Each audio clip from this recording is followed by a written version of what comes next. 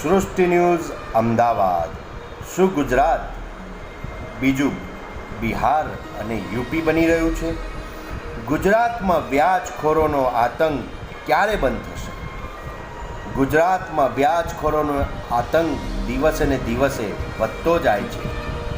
અમદાવાદ વાડજ એરિયાની અંદર ગળા પર છરી મૂકી વ્યાજખોરોએ મચાવેલો આતંક.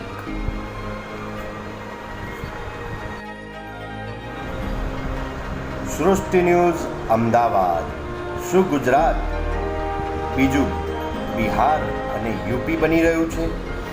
ગુજરાતમાં વ્યાજખોરોનો આતંક ક્યારે બંધ થશે? ગુજરાતમાં વ્યાજખોરોનો આતંક દિવસે ને દિવસે વધતો જાય છે.